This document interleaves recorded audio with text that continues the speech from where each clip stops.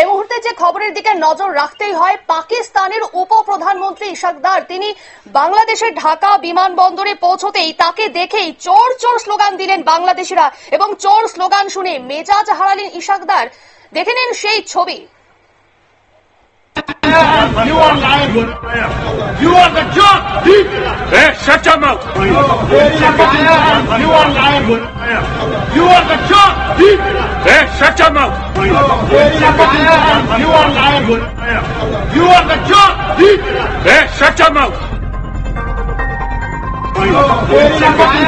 You are lying. আপনারা দেখলেন সেই ছবি। ঢাকা বিমানবন্দরে উপপ্রধানমন্ত্রী পৌঁছতেই তাকে চোর চোর স্লোগান দিতে থাকে বাংলাদেশিরা। এই ব্যাপারে বিস্তারিত জানবো, টেলিফোন লাইনে রয়েছে প্রতিনিধি শেখ মনিরুল। মনিরুল, কি জানতে পারছো? দেখো, ঢাকা সফরে অর্থাৎ বাংলাদেশ সফরে এসেছিলেন পাকিস্তানের বিদেশ মন্ত্রী তথা সে দেশের উপপ্রধানমন্ত্রী ইশাক দার।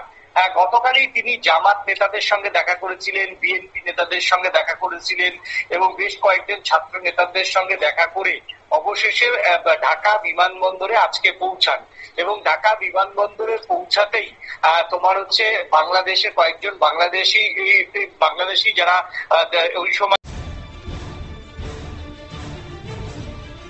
যারা বিমানবন্দরে ছিলেন তারা দেখেই কিন্তু তাকে চোর চোর স্লোগান দেন। একেবারেই মানে সেই চোর চোর স্লোগানটা একেবারে চিৎকার করে চোর চোর স্লোগান দেন, যেটা বাংলাদেশের উপপ্রধানমন্ত্রী ইশাক দারের কানে পৌঁছায়। ইশাক দারও কিন্তু একজন রাজনীতিবিদ এবং তিনি কার্যত এই চোর চোর স্লোগান শুনে ঢাকা বিমানবন্দরে তিনিও মেজাজ হারান। তিনি খুব স্ল্যাং ল্যাঙ্গুয়েজ ইউজ করেন এবং স্টুপিড বলেন, কখনো কখনো অন্যান্য খুব স্ল্যাং ল্যাঙ্গুয়েজ তিনি কিন্তু বাংলাদেশি যারা চোর চোর স্লোগান দিয়েছিলেন তাদেরকে উদ্দেশ্য করে বলেন। কিন্তু প্রশ্ন হচ্ছে, একজন রাজনীতিবিদ তিনি ঢাকাতে এসেছেন, তাকে কিছু মানুষ ফুলের মালা দেবেন, কিছু মানুষ রাজনীতিতে ফুলের মালা দেবেন না, এটাই রীতি।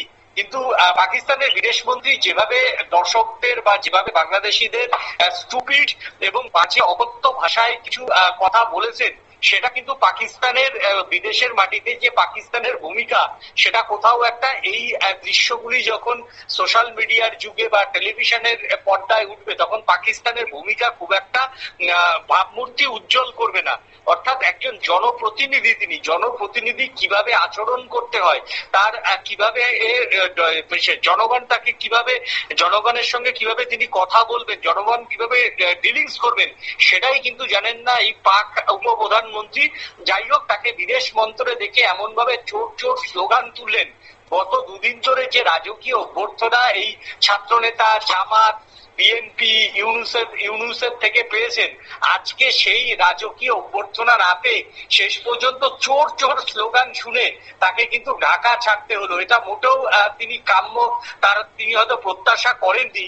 আর একটা আনএক্সপেক্টেড বিষয়টাই হয়তো তার মেজাজ কোথাও একটা বিগড়ে দিল এবং সেই সঙ্গে তিনি বাংলাদেশিদের কিন্তু অকথ্য ভাষায় এবং খুব বাজে ভাষায় তিনি বাংলাদেশি যারা সেই সময় তাকে দেখে চোর চোর স্লোগান দিয়েছেন, তিনি সেই দেখেই হয়তো এরকম কুমন্তব্য করেছেন বলে মনে করছেন ওয়াকিবহাল মহল।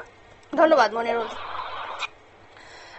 আমরা শুনে নিলাম, অর্থাৎ এই জামাত নেতা এবং বিএনপি ছাত্র নেতাদের সাথে দেখা করে ঢাকা বিমানবন্দরে পৌঁছতে উপপ্রধানমন্ত্রীকে চোর চোর স্লোগান দিতে থাকে বাংলাদেশিরা এবং সেই চোর স্লোগান শুনে মেজাজ হারিয়ে তিনি কুমন্তব্য করে বসেন।